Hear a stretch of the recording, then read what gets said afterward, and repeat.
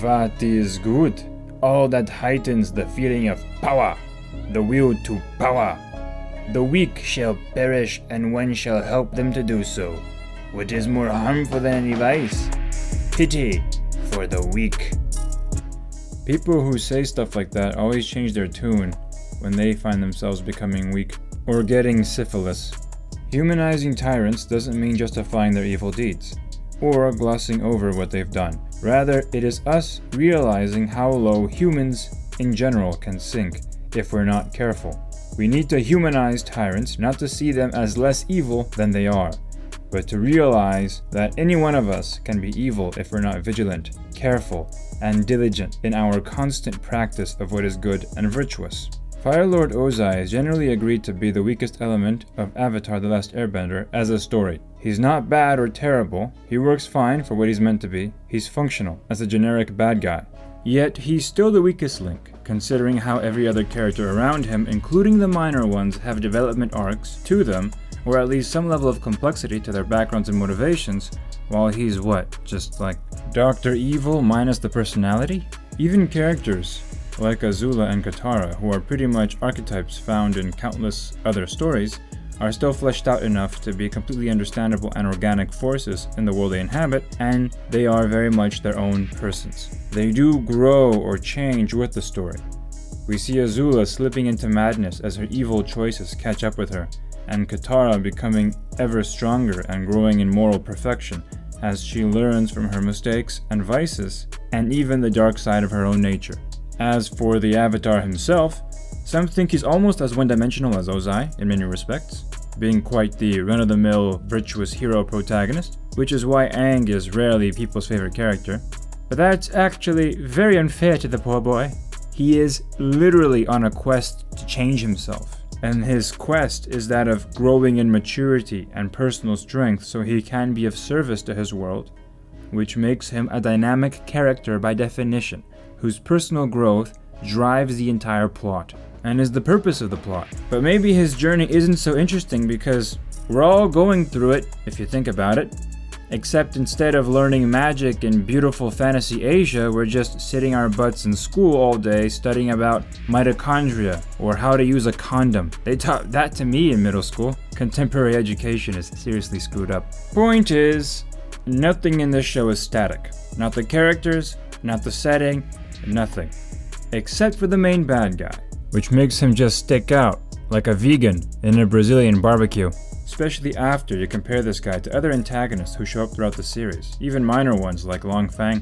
Why couldn't the writers add some layers of complexity to Ozai? Just give him a dog or something that he likes. He's the second most important character after Aang. You don't have a hero without the villain in these types of stories. Yet, they gave him the bare minimum as a character. Yeah, Zhao was also not that complex, but at least he's fleshed out. Part of his backstory motivations are explored, if briefly, and you understand that he was a man who was a product of his time and culture, but also had a deep-seated ambition which fueled his violent behavior, his arrogance, his pride, etc. But we don't even have that for the main villain, who's just a glorified plot device with divine Olympian abs.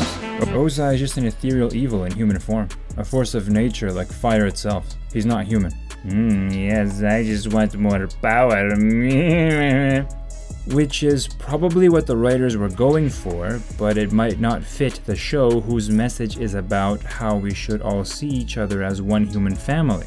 If he was an evil spirit like Sauron in Lord of the Rings, then that would fit. Nothing wrong with supernatural or inhuman forces of evil in your story. But Ozai being the only human character that lacks human complexities just makes him seem like a weird anomaly in an otherwise flawless cast of characters. And having him as a bad guy, when the show makes it a point that all evildoers are humans driven by human inadequacies, just makes Ozai even more of a story flaw, and maybe even contrary to the show's message itself. Even the murderer of Katara's mother was fleshed out into a humanized character, but you couldn't find the time for your main antagonist? Yeah, you could copy Zhao's background and motivations to Ozai, making the Firelord just another ambitious man of his time, born from a militaristic culture, but that would be lazy after having Zhao be so prominent in Season 1. It'd be like, okay, so now it's Zhao 2.0, but even more muscular this time. Check out the royal pecs of imperialism!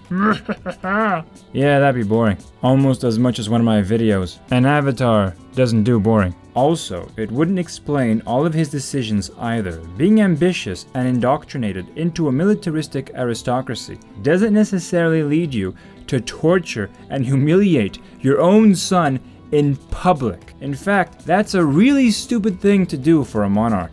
It undermines the mystique and authority of the royal family and encourages the lower classes to treat royal members badly, which is potentially catastrophic. And that's something that actually does happen in the show, by the way. Zuko is treated like dirt by plebs like that. You can't do that. That's bad for a royal institution. This is why in real history, nobility and royalty had a code of honor to treat each other with more respect, even if they were royal enemies. Granted, it wasn't always respected, but it often was. Dune the novel actually states this principle explicitly in many moments, which makes Ozai doing this unbelievably retarded, and it can't be explained by just, oh, Ozai is militaristic and imperialistic. This guy is constantly doing the most evil crap he can possibly do, even when it hurts his own interests. Things which are usually extremely retarded, but he just does them because, hey, he's evil. Hey douchebag, who are you going to tax if you kill everyone, you utter moron? Also, how will you kill everyone on this giant freaking landmass with just a dozen zeppelins and an afternoon of comet juice? You silly billy. No, the actions that Ozai takes are too specific to wave away with vague explanations about how he was raised or his culture. And these moments where we see Ozai with his father also hint at a backstory we never really get to see in the story. Why does Azulon prefer Iroh to Ozai? We never really find out, and I don't remember the comics getting into this either. I don't think they really explain Ozai's sheer relentless and uncontrolled penchant for insane violence. He's not like Azula, who's clever and calculating in everything she does, though she does become a lunatic later. But we see how this happened, while we never get a moment like this for Ozai. If there's one thing Korra did better than Avatar, it was definitely the main villains, though everyone else sucked. But it's not that the writing team failed in making Firelord Ozai as a villain, and how he acts in the story. He's actually great for what he needs to be, and if not a fun villain, he's in the very least functional. The problem isn't that Ozai is a spastic moron lunatic always making exaggeratedly violent and insane actions. The problem is that he lacks context. He needs a backstory, which would explain his actions, not justify them. I guess they had to cut out his backstory for time because they just really needed that Footloose episode instead. Wasn't worth it though. Footloose is a really dumb movie. However, what if we got an opportunity to retell the story? Maybe with a bigger budget and more time to explore things that maybe got left out in the original show. It would be absolutely splendid if we got an opportunity for something like that, right? Okay, Netflix, listen up. All the drama with Bryke means you'll probably mess this up, but here's what you can do to give your absurdly expensive live-action show a chance. We can't just give Ozai any backstory or motivation, because you can't change him as a character, otherwise you'll change the plot and the characters around Ozai, like Azula and Zuko, who are defined by his comically evil BS. We would have to do something that makes his sheer lunacy explained, and something that also explains the little things more, like why does he hate Zuko so much? And no, that false cuckoldry story in the comics won't cut it. Anyway, here's my take. At some point in the Netflix live-action adaptation, provided they do everything right, we should probably get a flashback explaining Ozai's backstory. I'm not entirely sure in what season it would be. Season 2? Season 3? Probably the latter, since we can keep Ozai hyped up until the last season, and then everything can be revealed before the big climax, which might add some conflict to the characters who have to beat this guy, when they realize some truths about him that might shake our characters to the core. Their assumptions about Ozai might be challenged in a very profound way, and it would give Aang more context in his personal conflict of whether or not he should kill Ozai. See, in the original, Aang is basically being a little wimp. He's being a wimp. Because Ozai is the closest thing to pure evil in the show, which means that Aang's hesitation is due to his loyalty to an abstract concept of all life being sacred, even though Ozai is literally threatening all life on Earth, which makes Aang a little stupid here. I know they tried humanizing Ozai in the laziest way possible at the last second, where they show his baby pictures to the audience. It's just, hey, break. You guys could have done a better job if you sacrificed one of the filler episodes, but it's okay. No show is perfect, even great masterpieces. So it just makes Aang seem like a bad avatar who is hesitant to do his duty because he can't make the hard decisions to protect lives. And it's not even a hard decision in the show. I mean, just kill the guy. He's gonna burn everything to the ground. Kill him. However, say we discover that actually Ozai was just like Zuko once. Kind-hearted,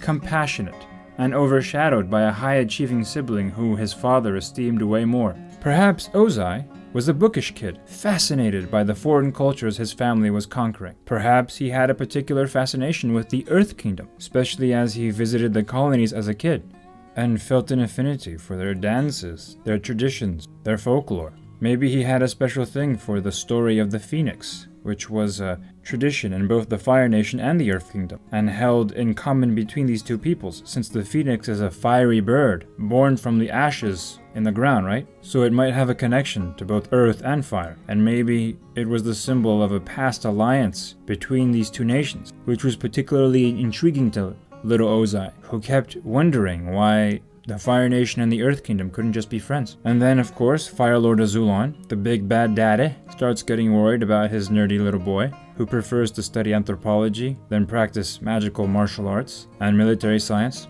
Perhaps the Firelord gets so worried that his little boy is too fascinated with the Earth Kingdom that he sends him on one of Iroh's expeditions of conquest into the Earth Kingdom, so that little Ozai can be toughened up. And maybe he can see the Earth Kingdom people in another light as he is forced to witness acts of violence that they commit in their own self-defense. Although Iroh would not yet be a general here, since he'd be a little too young, but we see him quickly climbing through the ranks, and he is hesitant to take his brother out to the battlefield, since it's no place for a nerdy little boy. But he has to accept his father's wishes, right? So the two siblings go on their adventure with a Fire Nation battalion, and Iroh tries keeping his smaller sibling away from all the killing, but what Ozai sees of villages being sacked and burned and war prisoners being taken horrifies and angers little Ozai, who tries to advocate for the release of the prisoners and makes speeches about how this violence is absurd and the Earth Kingdom doesn't deserve this. These righteous speeches would embarrass Iroh in front of his men and force him into a debate with his brother in public on the morality of the situation. Iroh tries explaining to little Ozai how the Earth Kingdom people are actually a very violent population, not as unified like the Fire Nation, and that they kill and sack each other all the time, so what's the difference if the Fire Nation is doing it, right? Especially since the conquered Earth Kingdom subjects in colonies live better with more technology and actually know more peace under the Fire Nation and its imperial authority. Iroh explains that fire spreads and burns and hurts, but by doing so it also purifies the auras of the earth into shiny and refined steel, from primitive savagery to a higher stage of civilization. But Ozai would retort that this invasion isn't civilized, and runs away from the Fire Nation camp. Much to Iroh's horror, he tries to chase the boy, but loses his younger brother into the wilderness. Later, Ozai finds a camp of earthbenders who had fled the sacked village that Iroh just attacked, and they see the boy and invite him to join them, since they assume he's another refugee. There, Ozai has a great conversation with them and enjoys his time with them. Maybe they travel together for a week or something, and Ozai knows a lot about their culture, so he's able to make it seem like he's a local. But then he feels comfortable enough to reveal his identity after becoming friends with them for a week. And he reveals that he's a firebender, and then starts talking about the legend of the Phoenix and how they can work for unity between the two nations once more. Unfortunately, as the Earthbenders see what this boy is, they are utterly mortified and driven by their sense of hurt and pain. They immediately attack him. They treat him horribly and torture him before they intend to kill him. Ozai tries to reason with them, but they are too filled with rage to really pay attention to what they're doing, the atrocity they themselves are committing and hurting this poor kid. They chain Ozai up and hang him from a tree or something, and they tell him how they'd never trust the filthy firebender, and how he deserves to die for all the violence they suffered from his people. Ozai begs them and asks them, "But what about the phoenix? The legend of the bird that rises from the ashes in the earth and becomes a being of fire? Can't we all rally under this possibility of unity?" Overcome by an urge for sadistic revenge, the earthbender leader of the group decides to fashion a phoenix from stone, which he then heats up in the campfire they had until it glows hot, and he brands Ozai in the back with this image of the phoenix, making the boy scream in total agony.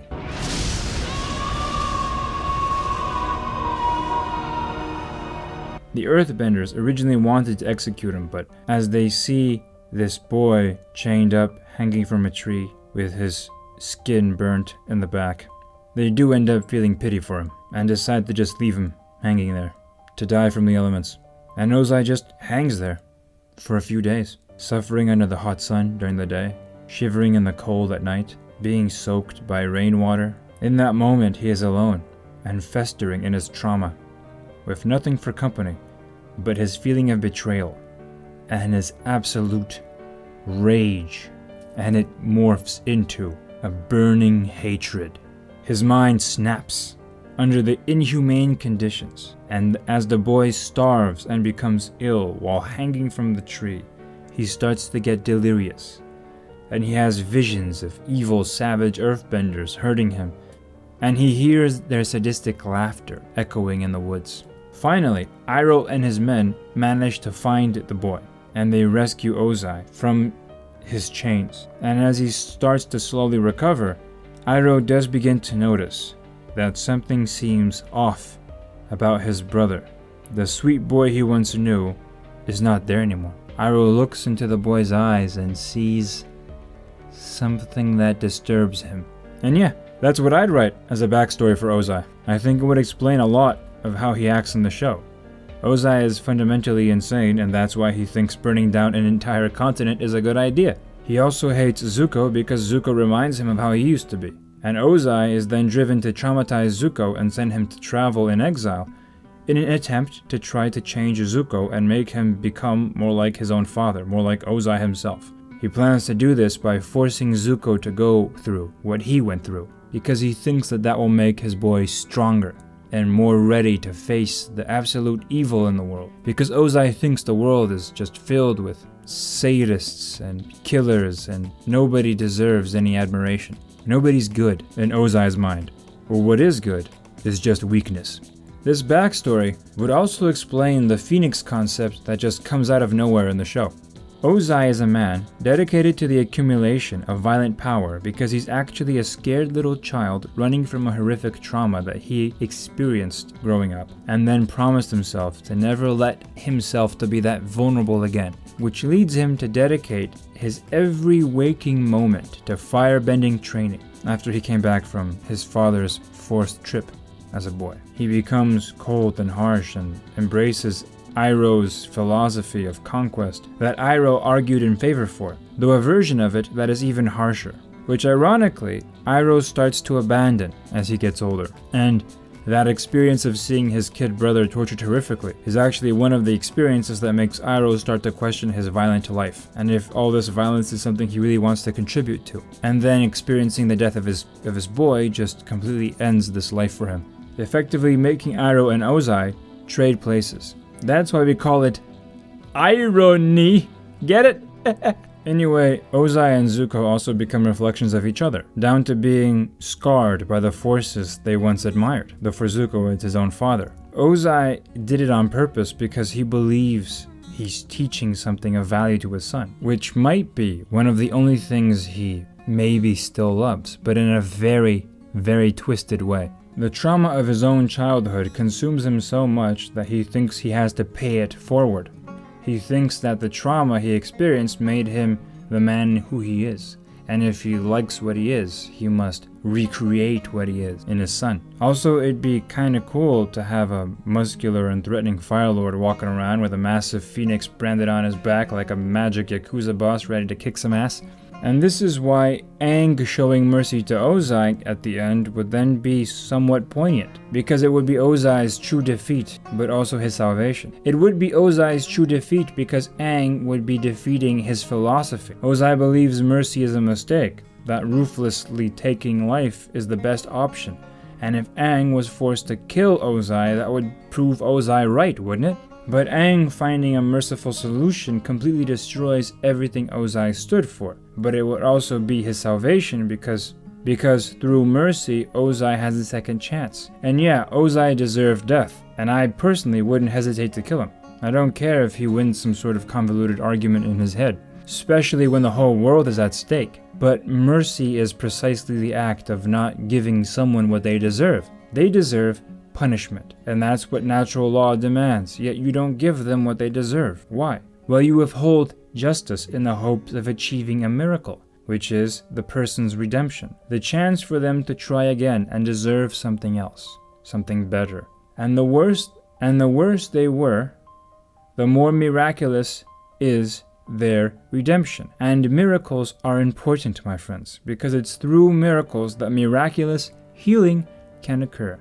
And it's through healing that life finds a way to triumph over death. Redemption is a miracle, but so is mercy itself, because mercy is a violation of natural law from a higher moral authority, and that's what a miracle is, the violation of physical laws from a supernatural authority. The Avatar, as a superior spiritual authority in his world, showing mercy at the end to Ozai is a reminder that mercy can provide the healing we need and transcend the brutality of the world. Mercy is the miracle that heals the violence in the world. And maybe this would give Zuko the opportunity to move past his own trauma by forgiving his father, which his father could never do because his father never forgave the men who tortured him as a boy. But by being forgiven, he might learn that forgiveness is possible. And then Ozai might learn to forgive his own abusers of his childhood. Now remember, forgiveness is not about letting people off the hook.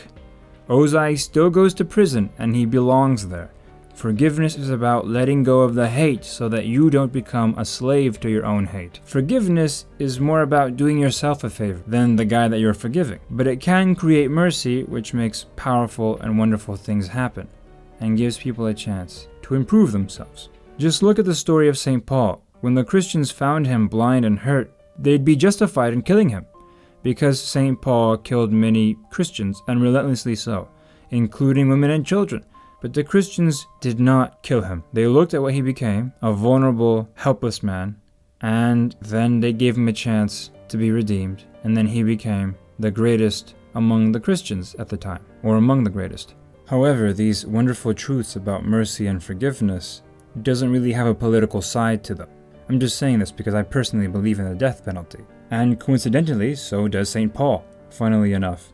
But I'm not trying to bring politics into this. On the contrary, I'm saying that this belief in mercy is something that transcends politics. Mercy is not always the solution, but it's great that it exists as an option in the real world and in fiction.